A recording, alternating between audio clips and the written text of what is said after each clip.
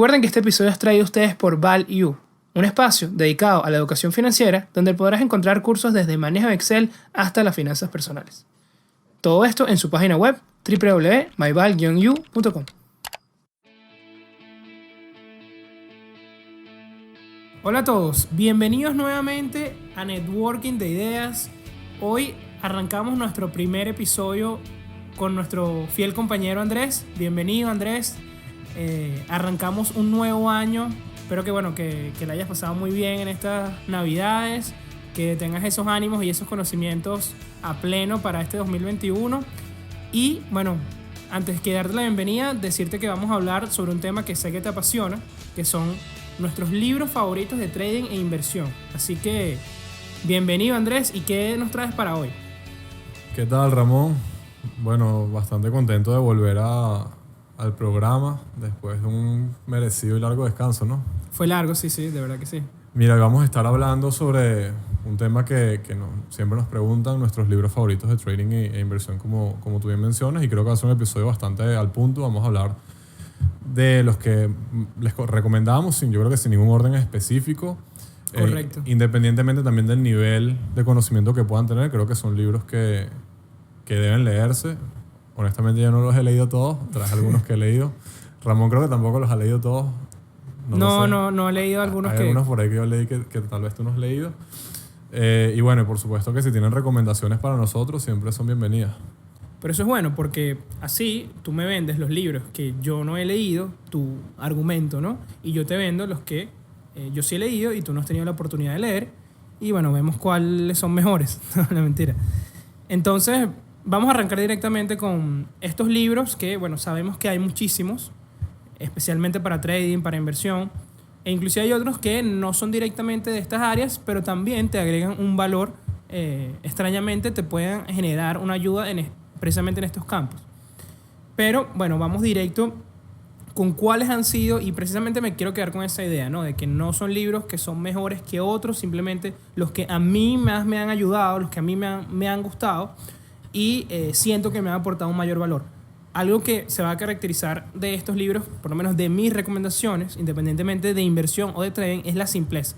Yo siempre busco y siempre alabo mucho las cosas que se hacen simples, y libros demasiado largos, libros demasiado complejos, no van a ser nunca parte de mis, digamos, mayores recomendaciones. Porque como tú decías al inicio, precisamente un libro que tú le puedes recomendar a un experto como a un novato tiene una gran ventaja de ser algo realmente valioso, ¿no? Cuando es algo ya de repente para una estrategia más específica, más sofisticada, ya es un poco más complicado, ¿no? Ya es algo más específico, es una herramienta que necesita de repente una persona dedicada a cierta área, ¿no? Entonces, bueno, vamos a hablar primero de inversión. Mi primera recomendación es Rule One Investing de Phil Town, y precisamente eso, ¿no? Es muy simple, pero te presenta una estrategia básica para un inversor como nosotros, ¿no? Un inversor, no sé cómo llamarlo, el retail, ¿no? El inversor retail, no los grandes inversionistas, no las instituciones. Y nos resalta cuál es la ventaja que tenemos nosotros, ¿no? Que no tenemos que estar invirtiendo todo el tiempo, solo tenemos que buscar las oportunidades que realmente son beneficiosas para nosotros. Y además resalta esa importancia de invertir solamente en lo que tú conoces, solamente en las empresas que has probado sus servicios, sus productos, que te recomiendan desde un punto de vista del consumidor, que de repente desde un punto de vista institucional eso no es importante, pero para el inversionista retail toma un mayor valor. Entonces, en ese sentido se parece mucho a otras de las recomendaciones que vamos a hablar ahorita, que tú también trajiste. Y correcto. Me parece muy, muy bueno eso, porque muchas veces el punto que tú mencionas de que es para el inversionista individual, retail, lo que somos tú, yo y creo que la mayoría de los que nos están escuchando, a diferencia de una institución, difícilmente un argumento puede ser: yo compré la acción de Nike porque me gustan los zapatos. Eso a nivel institucional simplemente no funciona así, pero, correcto. Pero cuando uno es retail, tal vez sí puede ser un buen indicio de que puede ser una buena compañía. Oye, yo veo que todos mis amigos usan zapatos Nike. Vamos a analizar esta empresa. Exacto. Y de repente ves algo que te gusta desde el punto de vista financiero también. Y ahí nacen las grandes oportunidades. Y tenemos que tomar esa postura humilde. ¿Qué pasa? Que he visto que es un error muy común de muchos inversionistas que entran y es como tratar de buscar las acciones más rebuscadas. Como que no me voy a meter en Facebook, no me voy a meter en Amazon porque eso ya sabe todo el mundo. Viene como este enfoque de ser mejor que todos los demás y tratar de inventar el agua tibia, ¿no? Buscar una empresa que nadie conoce, que, no sé, de repente ha caído mucho en precio y es como que, bueno, ahora sí va a empezar a valer, aquí ya tirando dardos, ¿no? Pero te limita eso, de que seas humilde, no trates de complicarte en este procedimiento, porque es algo que realmente tiene que hacerte sentir hasta orgulloso de las posiciones que tiene. Él tiene ese enfoque de disfrutar la inversión. Cuando él invierte en una empresa, él hablaba mucho cuando estaba invirtiendo en Chipotle. Era el único restaurante que él comía en la calle. Y él está orgulloso de tener acciones de Chipotle. Y le sacó una rentabilidad absurda. Pero era algo así. En cambio, cuando invertimos de repente en empresas, esto, ojo, no estoy tratando de criticar una estrategia de otra persona, ¿no? Pero no es ese mismo proceso, ¿no? Que es lo que él trata de resaltar. ¿No? ¿Cómo vas a estar orgulloso de una empresa que ni siquiera has probado sus productos, ¿no? Es completamente... es distinto, es muy complicado. Además, también una cosa también bastante importante es que te fija una idea que yo creo que es básica también para todas las personas que desean invertir, de cuánto tú esperas ganar por cada inversión, ¿no? Eso tiene que ser algo fijo, porque así es que tú filtras las oportunidades. Y él establece que él quiere al menos 15% al año, que es más o menos duplicar tu dinero en 4 a 5 años, ¿no? Entonces ya cuando ves una empresa que de repente, al hacer tus métodos de valoración que él explica, que son discounted cash flows, o también hay otros métodos como price to earnings, etcétera, múltiplos, etcétera, él busca simplemente esos porcentajes de 15%. O sea, algo que está por debajo de eso, que no le va a dar ese 15% en papel, ¿no? Una cosa es el papel, una cosa es lo que va a pasar, pero si ya en papel no le da, no pasa, lo busca. Entonces, bueno, ¿y el segundo libro, Andrés, cuál es? El segundo libro es uno que yo te recomendé, pero creo que no nos entendimos en la recomendación. Sí, eso fue extraño. Pero igualito es buenísimo. Yo no lo he leído la segunda parte. Que, bueno, el libro que les recomendamos es One Up on Wall Street, o Un Paso por Delante en Wall Street en español, de Peter Lynch. Curiosamente yo le recomendé a Ramón fue la segunda parte, Beating the Street, o Ganándole a Wall Street, o Ganándole a la calle, que más o menos es la traducción en español. En verdad fue mi error porque yo me leí primero la segunda parte y no me leí la primera todavía, pero bueno, creo que las enseñanzas son más o menos la misma. Entonces, ¿qué te dejó ese libro, Ramón? Para ver si estamos en la misma página. Bueno, primero que los que no lo sepan, pero obviamente hablar de Peter Lynch que probablemente sea... Yo no voy a hablar mucho de Peter Lynch, Ramón. Yo solamente te voy a decir un número. 29% anualizado durante 13 años con un fondo mutual. Para mí es el GOAT, el greatest of all time. Jordan. Para mí es el Jordan de las inversiones. O sea, no, tal vez no es el más mítico, pero yo creo que desde el punto de vista estrictamente técnico, no hablando técnico, análisis técnico, sino técnico puramente de la inversión de números. O sea, mi opinión, y esto ya es para debate, manejar un portafolio de miles de acciones es más difícil que manejar un portafolio de 30 o de 20 o de 50 acciones. Y para los que no saben, los fondos mutuales, y especialmente el que manejaba él en ese momento, tal vez la legislación ha cambiado un poco ahora, pero el Magellan Fund de Fidelity Investment, que es el que manejaba Peter Lynch, por ley tú no puedes tener más del 1% en una sola posición. O sea, mínimo tienes que tener 100 compañías. Y él tenía, bueno, cientos, si no miles. Y bueno, yo creo que... Igual sacó esos retornos 29% brutales. Con miles de compañías. O sea, a mí me parece una locura. Increíble, porque eso inclusive va a hacer que los drawdowns, cuando realmente no le iba bien, ha de ser mínimo. O sea, no solamente el beneficio que sacó, sino con qué riesgo. Así es. Y durante 13 años, pues no fueron 5. No fue casualidad. No, increíble, de verdad que sí.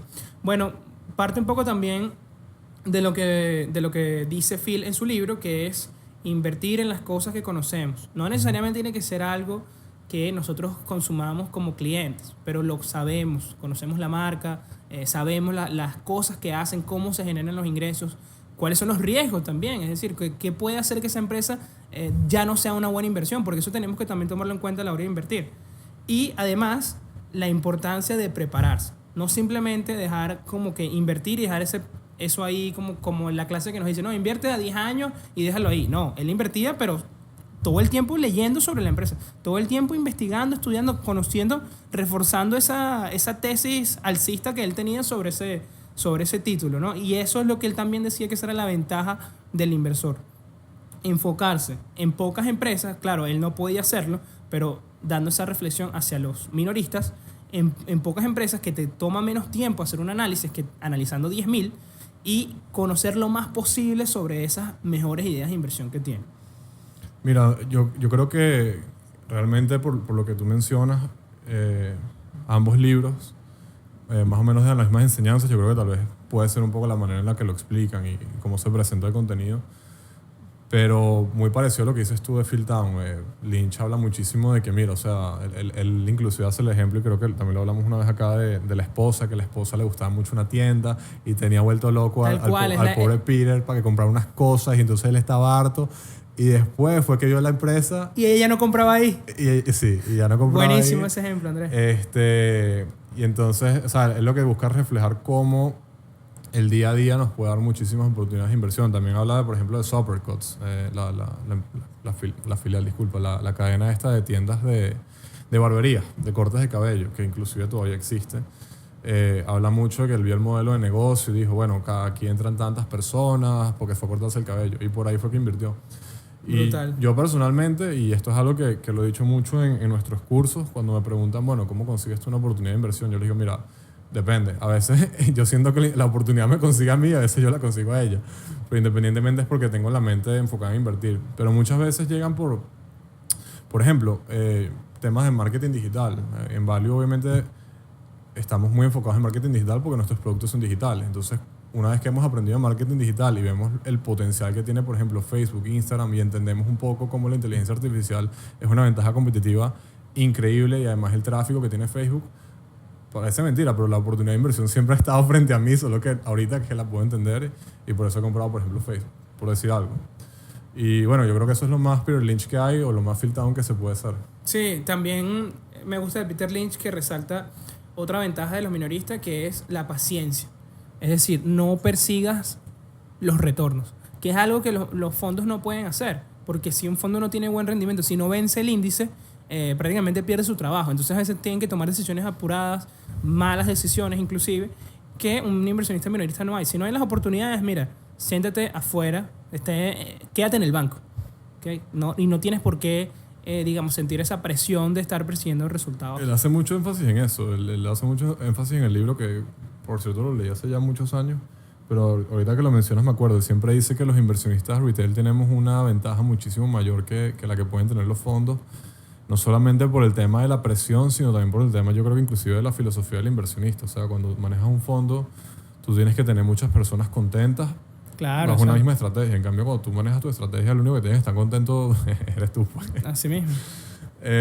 Y bueno, nada, súper recomendado Lynch. Es el GOAT para mí. El Jordan. ¿Y el tercer libro? El tercer libro es de otro GOAT también, pero sí, nada, tampoco puedo faltar el respeto. Es el primer libro, de hecho, que yo leí de inversión. Lo leí a los 17 años. ¿Te marcó? Sí, fue el primer libro que me lo recomendó mi papá, y yo lo leía siempre cuando salía del colegio en quinto año. No todo era rumba, Ramón, no todo era salir a rumbear en quinto año. Yo también cuando salía del colegio me iba Yo en nunca autobús. te vi leyendo ese libro. Me iba en autobús, bueno, porque en ese momento no tenía con quién compartirlo, pero ahorita sí lo puedo compartir. Es un libro verde que se llama Buffetología, o Buffetology en inglés. Fue escrito por Mary Buffett y David Clark, que creo que son familiares de Buffett. Entiendo que Mary es, creo que, la excuñada de Buffett, o sea, se casó con un hijo de Buffett, y básicamente ella lo que hace es que ella relata cuáles fueron las enseñanzas que le quedaron a ella de su convivencia con Warren Buffett, o sea, casi nada, ¿no? Y habla mucho también de la manera muy simple en la que él te explicaba cómo era invertir. Y me llama la atención mucho porque lo escribe precisamente alguien que poca gente sabe, que tal vez sabe tanto de finanzas. O sea, ¿quién sabe quién es Mary Buffett o quién sabe quién es David Clark? Probablemente nadie. El libro, obviamente, el título es porque, bueno, también para que venda, ¿no? Claro. Pero es una joya, y también me gusta mucho porque parte también de la metodología que uso yo en los cursos, y parte de la metodología en la cual yo utilizo para analizar las compañías, es que ella lo divide. El libro está dividido en dos partes. Está dividido en la parte cualitativa primero y después en la parte cuantitativa. La parte cualitativa es la parte, lógicamente, lo que no implica números, ¿no? Que yo creo, y cada vez con el tiempo estoy más convencido, que es tan importante o más importante que los números. Por ejemplo, la ventaja competitiva, factores diferenciadores, Súper importante. ventaja competitiva. La ventaja gerencia competitiva, también. La gerencia, toda esa enseñanza del value investing que en verdad ha permeado a otras maneras de invertir, pero lo que dices tú, Ramón, la gerencia, por decir alguna de las cosas que nombran ahí, el moat, todo eso, es la primera parte del libro. Y me parece genial porque para una persona que nunca ha invertido y que no maneja finanzas precisamente, es una buena manera de engancharte en ese mundo sin tener la necesidad de hablarte de flujo de caja, de activos, pasivos y un poco de cosas que tal vez no tienen poco sentido si tú no identificas esa ventaja competitiva o esos aspectos cualitativos. Y ese es mi primer filtro y yo se lo digo a mis estudiantes y creo que también contigo lo hemos hablado. O sea, si no es una compañía que tiene ventajas competitivas, ni siquiera veo los números, pues. Así de sencillo. Hablando de si yo veo la compañía, obviamente si paso un screen con números, evidentemente Claro. me puede traer alguna, pero es que no tiene ningún sentido. O sea, ni siquiera ese es el primer filtro para mí. Y la segunda parte del libro, bueno, evidentemente es la parte ya cuantitativa, es muy sencilla, me llama la atención el tema de Philtown, no te quise decir nada para guardártelo y decirte ahorita. Ellos también hablan de un 15% de retorno, pero no lo hablan tanto sobre, bueno, obviamente muy value investing, ¿no? No lo hablan tanto sobre el precio de la acción o del activo, sino lo hablan es más enfocado sobre el ROI propiamente de la compañía desde el punto de vista de utilidades y de flujo de caja. O sea, qué tan rentable está siendo la compañía con el capital que ellos tienen. Como unos indicadores para guiarte, ¿no? Exactamente. Bueno, igual Phil también pone lo que él llama los cuatro fantásticos prácticamente, que no recuerdo ahorita exactos cuáles eran, discúlpenme, pero también era bueno, sí, crecimiento de ventas, crecimiento de los ingresos, crecimiento del valor en libros, el retorno del capital invertido, que es este ROIC, y él pide, por ejemplo, que sea 10% por al menos 10 años.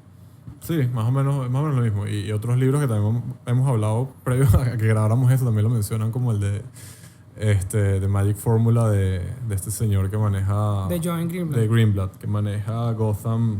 A todos nos gusta Batman, Gotham Capital creo que se llama. Bueno, sí, obviamente si eres un inversionista ya más avanzado, tal vez no te va a agregar tanto valor, pero para una persona que... cada vez que me preguntan, Ramón, ¿cuál es el libro que quería leer para empezar a invertir en bolsa? Le digo, hermano, léete Bufetología y después hablamos. O bueno, compra el curso. Pero si no has leído ningún libro... Bueno, si es así, tengo que leerlo, pero cuanto antes, Andrés. Y yo tengo que leer a Philtown y tengo que leer el primero de Lynch, que tengo como 5 años sintiéndome mal por no haberlo leído. Bueno, yo no he leído el segundo, así que estamos iguales ahí en ese tema. Vamos a cambiar totalmente y vamos a pasar a la parte de trading, que yo sé que también a ti te gusta, Andrés. Que es extraño, ¿no? Que uno pueda tener ese mindset a largo plazo, pero al mismo tiempo también ese interés de aprovechar la volatilidad y las fluctuaciones para hacer trading, ¿no? Pareciera que son ideas opuestas, pero comparten cierto hilo conector. Sí, sí. Y esa es otra pregunta también que hacen, que bueno, seguro también te la hacen mucho. Bueno, eres inversionista, eres trader y en verdad, como hemos dicho un millón de veces, tranquilamente puede ser las dos, pues. De hecho, yo creo que en mi día a día soy mucho más trader que inversionista desde el punto de vista de que yo reviso las inversiones cada 3 meses, en cambio probablemente estoy todos los días tradeando. Entonces, pero eso no quiere decir que tenga la mayor cantidad de dinero en trading, sino la mayor cantidad de dinero está colocada en inversión a largo plazo. Bueno, como funciona un banco también, una tesorería de un banco. Exactamente. Que tienen inversiones a largo plazo, pero también tiene una tesorería activa dedicada a generar rendimientos constantemente. Exactamente. Bueno, vamos precisamente con los libros de trading que consideramos nos ha ayudado muchísimo en desarrollar nuestro sistema y bueno, generar rentabilidades. Para mí, sin duda alguna, el primero es el de Mark Minervini, que es una leyenda del trading, ha ganado 3 veces el US Investing Championship, que es un torneo con dinero de verdad, es decir, tienes que tener al menos, si mal no recuerdo, son $25,000, o sea, una cuenta de 25,000 para participar. Claro, también hay una división de más de $1 millón, como el heavyweight, así como en boxeo, heavyweight division. Entiendo que él no ha ganado la de heavyweight, no recuerdo, pero la ha ganado 3 veces. ¿Okay? Y con retornos estamos hablando de, que te digo los retornos y me vas a decir, no, es mentira. Estamos hablando de 400% al año, 300% al año. El peor año creo que tuvo 190%. Es ridículo, de verdad. Y lo más significativo de esto es que Mark no le gustaba compartir su estrategia. Esto era algo que era un secreto para él. Cuando lo entrevistan en el 2000, en este libro de Stock Market Wizards, que lo estoy leyendo, él no revela absolutamente nada de su estrategia. no quería hacerlo. Él pensaba que si revelaba su estrategia iba a perder su ventaja competitiva, que de cierta manera puede pasar. Pero de repente algo cambió en él, inclusive él lo ha dicho recientemente, que él se ha dado cuenta que el mayor valor agregado que ha tenido no ha sido los retornos, sino cuando ha sido capaz de enseñar a una persona a pescar, ¿no? Cuando le ha enseñado a generar rentabilidades, porque siente que le cambia la vida a las personas. Por eso ha sacado estos libros y tiene 3 libros, por cierto, pero este es el que más a mí me ha gustado. Y lo más importante, volvemos otra vez a la idea principal, la simpleza. Cuando pensamos en trading, pensamos en un gráfico súper complicado con no sé cuántas líneas, con Fibonacci. Empezamos a ver un poco de cosas que de repente alguien que no tiene ese conocimiento o no tiene esa base matemática le puede generar como que cierta angustia. Minervini es todo lo contrario.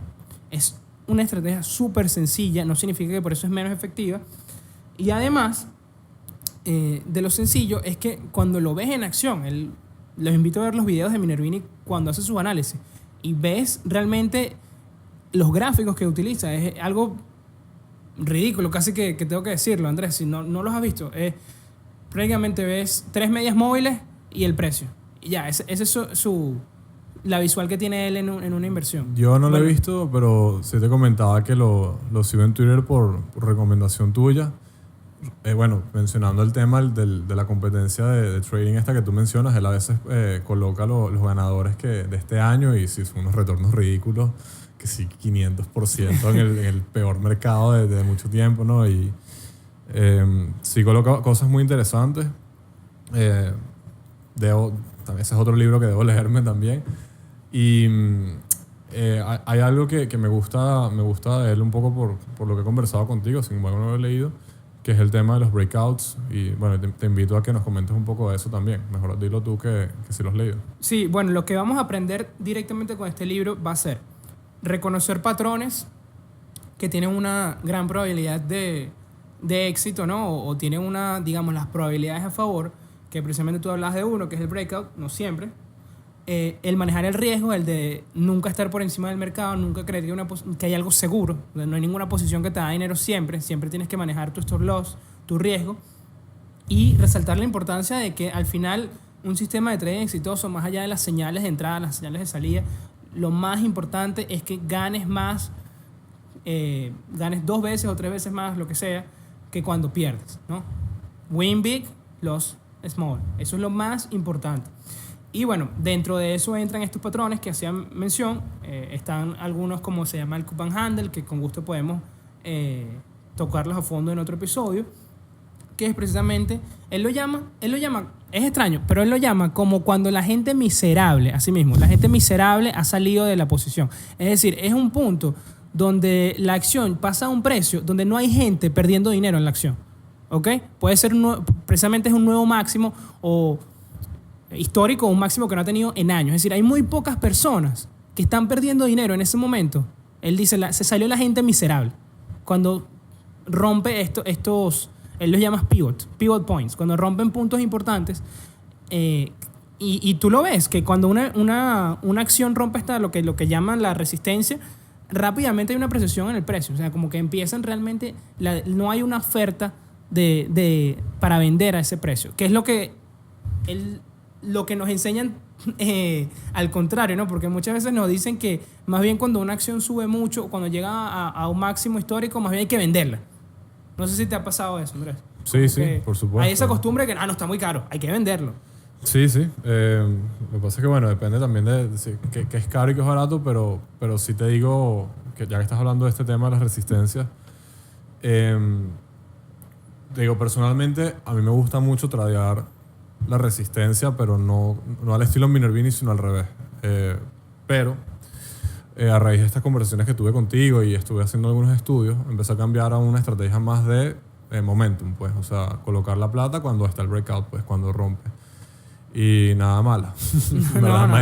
Me ha ido bastante bien porque normalmente es eso que tú dices. O sea, normalmente cuando colocas el stop y pierdes poco, pero cuando ganas mucho. Y bueno, y puedes ir obviamente subiendo el stop y puedes tener retornos de 3, 4, 5x.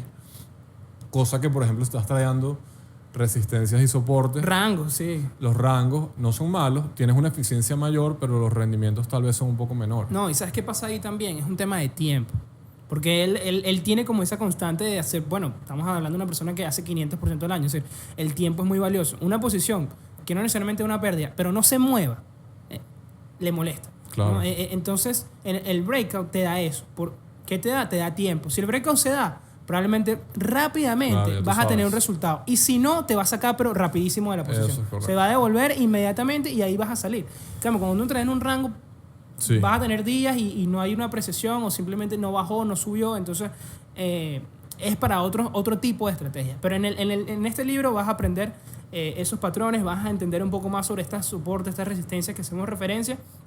Y también lo interesante es que pone cómo esto se ha repetido desde que inició el mercado, ¿no? No es algo nuevo, porque él pone gráficos de empresas desde Yahoo en los 2000, antes de que, bueno, obviamente hubo el crash. Otras en los 50, cuando fue el boom del petróleo también, estas empresas. Es decir, esto no es algo nuevo y esto no es algo que no ha tenido tiempo para ser probado. ¿Qué me causa a mí un poquito de ruido? Y que no sé cómo, pero lo hace, es que precisamente lo que hablé al inicio, que cuando tú muestras tu mano, tu estrategia, todo el mundo va a empezar a copiarte y eso va a perder efecto. Pero ¿qué dice él como argumento? Que no todo el mundo es disciplinado para seguir la estrategia al 100%. Entonces eso es lo que realmente hace el factor diferenciador. ¿Por qué? Porque la primera persona compra un breakout, se le devuelve y ya después no vuelve a seguir siendo estrategia. O no pone el stop, no mueve el stop, etc. Entonces, hacerlo de manera disciplinada es lo que él defiende, de que, ok, todo el mundo sabe cuál es la estrategia, pero no todos son capaces de seguirla. Bueno, y ¿cuándo fue escrito ese libro, Ramón? Más o menos en el 2000, ¿qué? No recuerdo la fecha exacta porque son los 3 libros, pero son más o menos recientes, desde los 2010 en adelante. Bueno, imagínate, hace ya, 10 años y todavía seguramente él sigue trayendo la misma estrategia y igualito sigue teniendo retornos gigantes. Sí, Entonces, ojo, como todo en el mercado, ¿no? Lo que hablaba, cuando tú muestras tu mano, van pasando ciertos cambios para que la gente sabe más o menos ya lo que tú vas a hacer. Lo que hablaba de la disciplina, él sí ha tenido cierto cambio que yo he notado en su estrategia, no digo en los patrones, él sigue usando los mismos patrones. ¿Qué he visto? La temporalidad. En lugar de aguantar más tiempo una posición, él la liquida más rápido. Inclusive en el mismo día, cosa que él no era. Es un tipo que hace swing trading, es decir, puede agarrar una posición por días, semanas. Sí he visto que ha tenido un poco más de day trading, que bueno, es lo que te obliga el mercado, ¿no? Es lo que te está dando. claro, lo que hace es adaptar la estrategia que ya tiene a lo que está pasando. A un contexto Exactamente. diferente al que era cuando, tal vez escribió el libro, ¿no? Correcto. Y bueno, el segundo es básicamente una precuela de Trade Like a Stock Market Wizard de Minervini, que es How to Make Money in Stocks, a Winning System in Good Times and Bad Times. Yo no sé por qué le ponen estos nombres a estos libros, realmente no me gustan para nada los nombres. Si nos estás escuchando y también les suena algo como extraño, como que bueno, esos libros realmente son buenos. Imagino que es para vender, como nos menciona Andrés.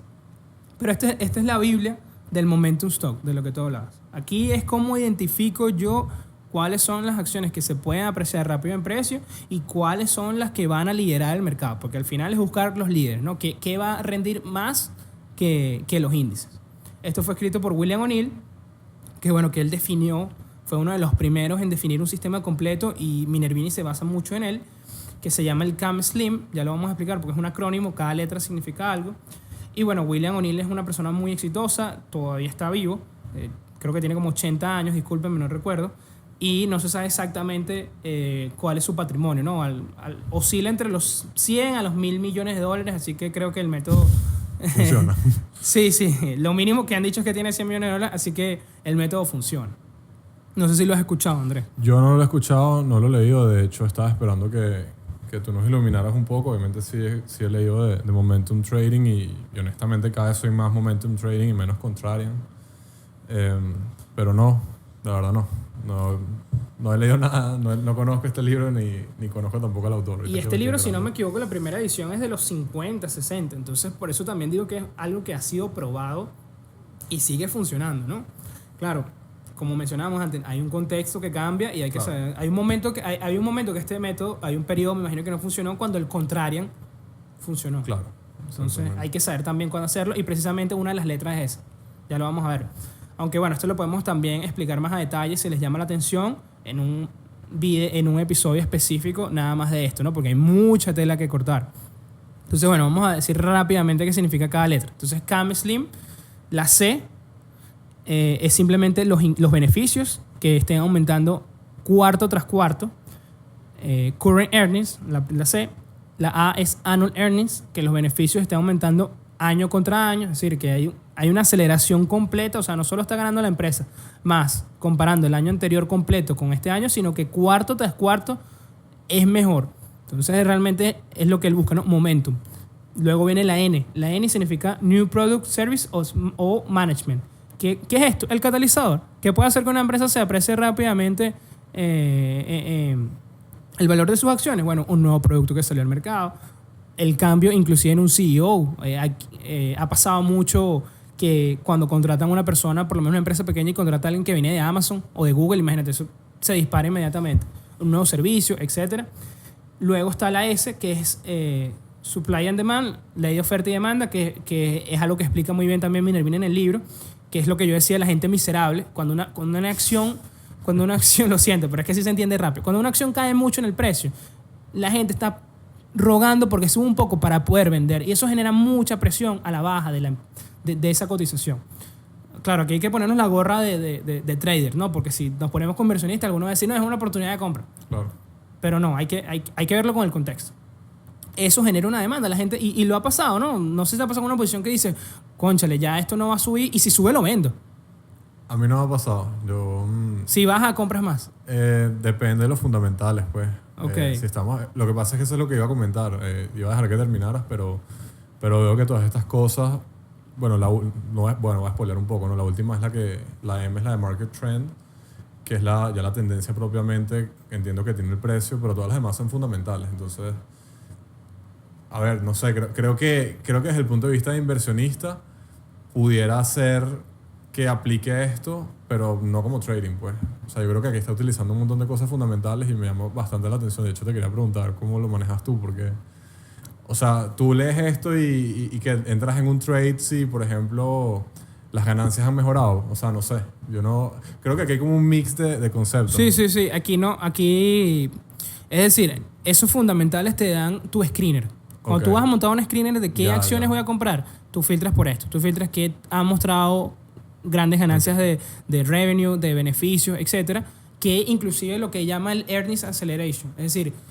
vamos a poner un ejemplo. En el primer cuarto, la empresa tuvo una sorpresa contra lo estimado del 10%, pero en el segundo cuarto, la sorpresa fue del 20% con lo que esperaba Wall Street. Es decir, hay una aceleración de esos ingresos. Entonces, eso es una empresa que debería estar en tu watch list. ¿Que tú la vas a aguantar 5 años, 10 años? No, tú la vas a vender si te juega en contra, pero va a salir en tu screener. Okay. Es donde te vas a enfocar. Para eso él hace todo este tema. Okay. Y simplemente la oferta y demanda es entender de cómo funciona el mercado. Para mí es básicamente eso.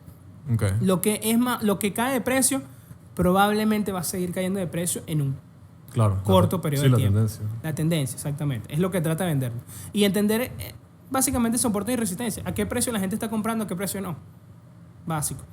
Liderazgo, que bueno, es que la empresa tenga una posición dominante en el mercado, es decir, comprar los líderes. Lo que yo mencionaba antes, que es decir, por lo menos en los carros eléctricos, te vas a enfocar en los que realmente están liderando ese sector, no los que tienen una porción más pequeña en el mercado. Eso poniendo un ejemplo, ¿no? Que está de moda ahorita en los carros eléctricos.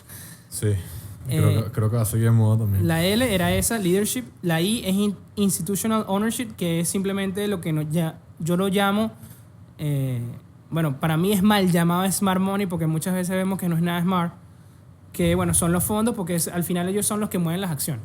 No, y al final una cosa que le repito muchas veces también a nuestros estudiantes, muchas veces tú no sabes por qué tienen esa posición, capaz esa posición es una cobertura de otra, entonces y prácticamente cualquier empresa relativamente grande que tú veas en el mercado vas a tener algún fondo que está invertido que sí con el 5%, entonces sí, o sea, no hay manera de que uno sepa cuál es la estrategia que tiene ese fondo para estar invertido ahí. Claro. Porque por ejemplo yo he visto Renaissance, que es el fondo de Jim Simmons. No, pero eso es muy complicado. Que es puro quant.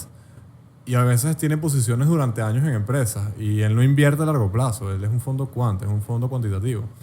Entonces tú no puedes decir, bueno, pero es que él está invertido. Seguramente es porque, ¿sabes? No tiene nada que ver con tu estrategia. Capaz es al revés. Capaz es una cobertura contra otra posición que sí quiere que suba.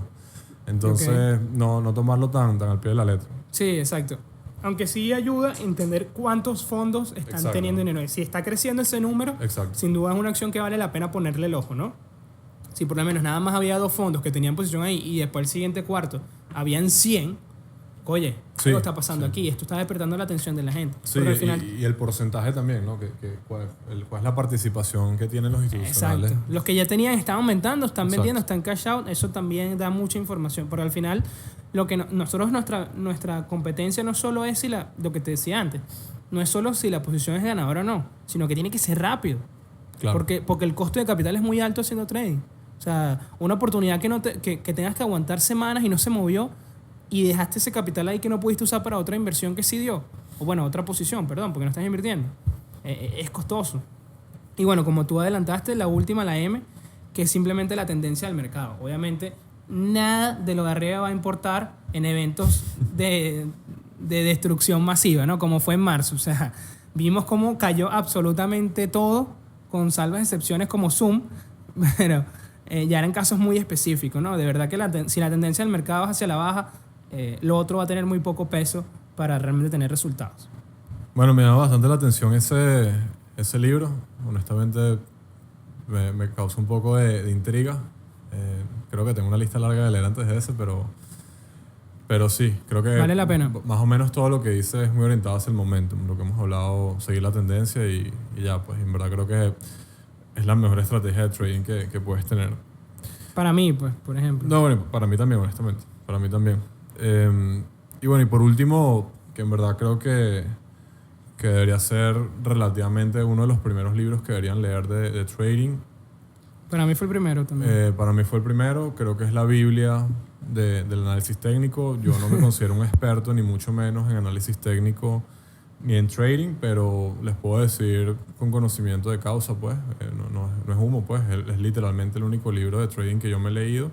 Obviamente he estudiado otras cosas, papers, he leído estrategias, he leído otras cosas, pero digamos, libro es el único que me he leído. Es un libro bastante largo, es un libro bastante pesado y es un libro de texto, que creo que en esta lista es el único que hay. Es el único que no cumple con ese requerimiento de simpleza, ¿no? Sí, es No un es libro, simple. es un libro académico, es un libro de texto. O sea, es un libro como así de libros de biología, de medicina, es un libro pero de trading. Pero te da absolutamente todas las herramientas, al menos básicas, que tú necesitas para hacer yo diría, un buen análisis técnico. Sin duda. Y es Technical Analysis of the Financial Markets o Análisis Técnico de los Mercados Financieros de Murphy. Es como la Biblia, creo yo. Es la Biblia, tal cual. Del análisis técnico y están todos los patrones. Está todo lo que tú necesites saber de análisis técnico, está ahí. Evidentemente, para una persona que nunca ha tenido contacto con mercados financieros o con trading, es un golpe. Yo creo que no creo que sea un libro para alguien que se quiere iniciar, al menos de que de verdad ames esto y te lo puedas leer. Pero es un libro, yo creo que tiene más de 500 páginas y no es un libro que te cuente una historia, es un libro que va capítulo por capítulo diciendo lo que tienes que saber, con ejemplos, gráficas y todo el cuento. Pero bueno, es el único libro que yo he leído, me ha funcionado increíble. No me considero un experto en análisis técnico, pero bueno, creo que he generado buenos retornos solamente habiendo leído este libro. Entonces, creo que es tan bueno y no es porque me considere un mediocre, ni mucho menos a la hora de hacer trading, sino que simplemente costo-beneficio, no tengo tanto tiempo para estudiarlo, ni me dedico tanto, ni coloco tanto capital en eso. Y además, como decimos, Ramón, if it's working, don't fix it. O sea, si a mí me ha funcionado nada más leyéndolo, no voy a complicar más mi estrategia de trading. A mí me por parece eso. impresionante que ese libro, siendo igual, bueno, también como el de Cam Slim, el de William O'Neill, siendo tan viejos, porque este libro también es del Viejísimo. 86, tengan relevancia ahorita. Y va a seguir teniendo. Y es impresionante, cuando tú ves ese patrón hombro, cabeza, hombro, cuando se cumple el pelo, es como que, wow, o se cumple a la perfección, perdón. Sí. Eh, Y va a seguir teniendo. Es que eso no va a cambiar. Y bueno, yo se los recomiendo a todos. No voy a extenderme tanto en este punto. No hay más nada que decir. O sea, léanlo y ya. Y yo creo que no hay ningún analista técnico que no sepa cuál es este libro. O sea, así de sencillo. Serio. Sí, bueno, exacto. Algún analista. Sí, esas de Sí, los gurús esas pirámides no creo que sepan qué es eso. Los gurús de TikTok y esas cosas no, Pero de verdad, no, y sobre todo que es un libro en el cual tú puedes volver. O sea, es un libro que si tú tienes Yo lo alguna leería duda- por partes, que fue lo que yo hice. Ok. No, fue como que mi lectura ¿sabes? Cuando uno tiene una lectura de momento, Sí. como que estoy leyendo este libro, sino era como que voy a estudiármelo y buscando ciertos capítulos. Inclusive me salté algunos otros, los leí después, no los leí en orden. Busqué primero lo que el patrón por lo menos que más me llamaba la atención o que quería aprender primero. Sí, también lo pueden hacer y el libro te deja hacerlo, porque como les digo, como Sí. es un libro de texto, cada capítulo está medianamente separado de los demás. Yo le recomendaría a las personas leer los primeros dos, que el de Minervini y el de William O'Neill, y luego leer Murphy, pero definitivamente vale la pena que lo lean. Bueno, y ya estamos terminando. Ahorita tenemos unas menciones honoríficas. Yo te voy a decir una y tú me dices la tuya. La que yo traje, Ok. no quiero menospreciar ni muchísimo menos a Howard Marks, para nada. Simplemente no entró en los top 3.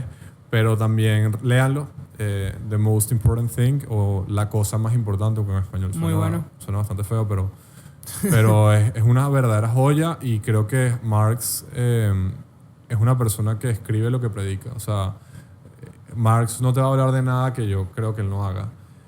Y yo creo que es un libro que es sobre todo para las personas que vienen del trading y quieren empezar a invertir. Yo creo que es, junto con Bufetología, el primer libro que querían leer. Esa es muy buena recomendación. Porque te va a cambiar completamente todo lo que tú crees que es invertir. Te va a decir, mira, olvídate de que vas a hacer 500% en 3 meses.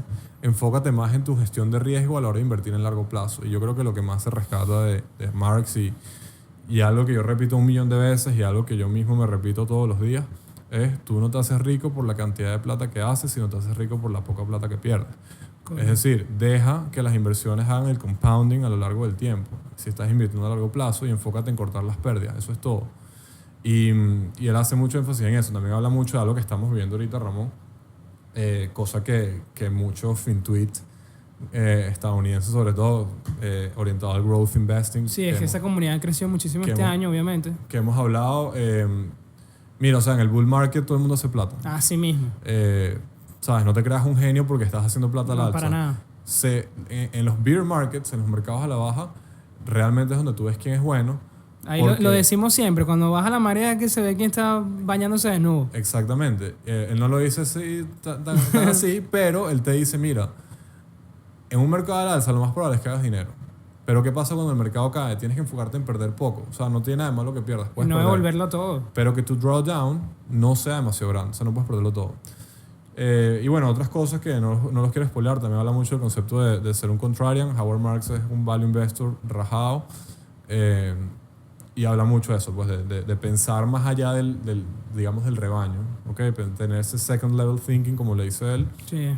De pensar más allá de lo que tú crees que es lo que todo el mundo piensa. O sea, ¿por qué todo el mundo piensa esto? ¿No? Y creo que ya llega a un pseudo punto filosófico, pero de verdad que a la hora de invertir a largo plazo es así, pues. O sea, tú no puedes invertir porque está subiendo y ya, ¿no? Cosa que si Correcto. vienes del trading y vienes del momentum trading, que no tiene nada de malo, puedes decir, bueno, voy a comprar porque está subiendo. Entonces, bueno, yo creo que es como un baño de value investing y filosofía, y como que ponerte los pies en la tierra. Yo si creo vas que a invertir. también Marx tiene una estrategia muy similar a la tuya. Entonces también como que hay ese match. Sí, hay un buen match. Obviamente Marx tiene retornos mucho mejores y tiene muchísimos más millones de dólares. Bueno, tiene mucho más tiempo también. También tiene mucho más hay que dejar tiempo. el compound. Pero hacer su fíjate que efecto. Marx, en ese libro, y cuando tú lo escuchas hablar, y si no lo han escuchado, los invito a que lo escuchen. Vamos a cerrar el círculo con el cual empezamos el episodio. Él lo explica de una manera tan sencilla que tú dices, wow, o sea, obviamente este señor sabe lo que está hablando. Pues. Claro. Porque te habla de conceptos que muchas veces las personas, como dices tú, o sea, dicen sí, ok, es así, pero en verdad no lo hacen.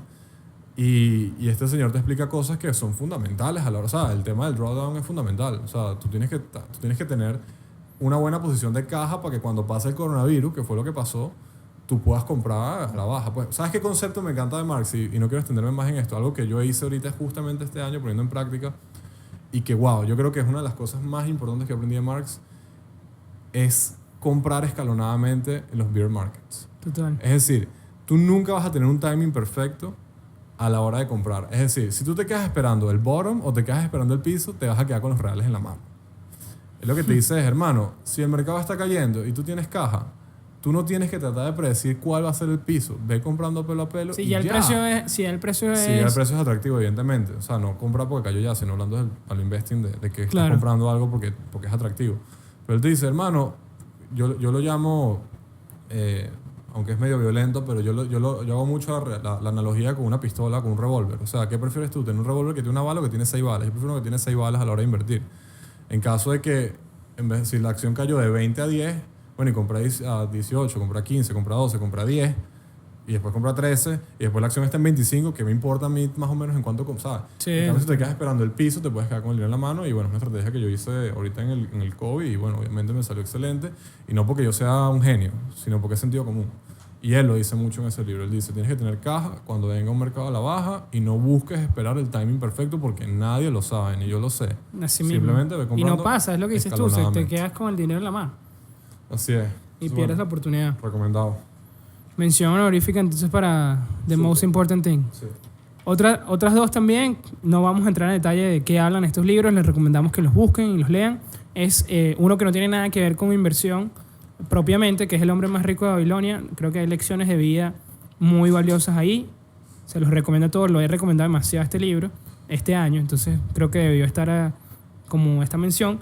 Y bueno, el clásico del inversor inteligente de Benjamin Graham, que pasa más o menos con el mismo estilo de Murphy para el técnico, que es un libro bastante extenso, un poco complicado, no es el primer libro que deberías leer en mi opinión, pero creo que dice muchas cosas que son valiosas. E inclusive, ¿sabes qué pasa también, Andrés?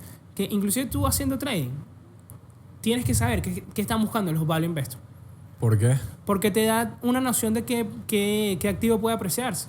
Entonces, capaz no sea tu estrategia, pero saber eso te dice qué están buscando otras personas. Porque al final, esto es un negocio, ¿no? Pero hay también que verlo como un juego, porque al final tiene ciertas características de un deporte, ¿no? Tú tienes que ver qué es lo que está haciendo tu oponente, tú tienes que ver qué es lo que están haciendo los demás.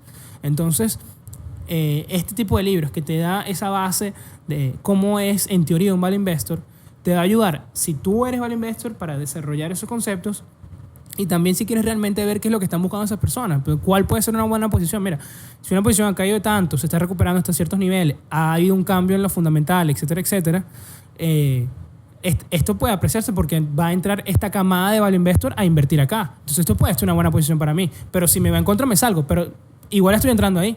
¿Estás haciendo value investing? No estoy haciendo value investing. Pero ese conocimiento que yo sé que es lo que ellos están buscando me puede dar una ventaja a mí. Entonces yo lo veo así también. Entonces no necesariamente, digamos, no sé, un trader que diga, no, yo no quiero saber nada de value investor. Mira, desde mi punto de vista, también vale la pena. También deberías saberlo. Y lo que digo, no porque vayas a hacerlo, sino porque es otra herramienta que tengas tú en tu toolbox, en tu caja de instrumentos, ¿no? Que te pueda ayudar. No, y para cerrar ese punto, que entonces leí una frase en Twitter que me gustó mucho que dice: yo no le soy fiel a ninguna filosofía ni le soy fiel a ninguna compañía, yo le soy fiel a mi capital. y es verdad, pues, o sea, yo creo que mientras más herramientas, como dices tú, tengas, más oportunidades vas a tener también. Bueno, y eso ha sido todo por el episodio del día de hoy, Andrés. Nos quedamos sin libros. Es momento de pasar al dato de la semana. Y el dato de la semana es: ¿sabías que el libro más costoso del mundo es el Codice Leicester o Codice Hammers de Leonardo da Vinci, el cual fue comprado por Bill Gates por $30,8 millones? Bueno, Andrés, entonces tienes tarea con esos libros que tienes que leer, yo también, y luego tenemos que actualizar la lista con nuevos libros que vayamos leyendo. Sí, así es, y todos ustedes también tienen tarea, no se queden atrás.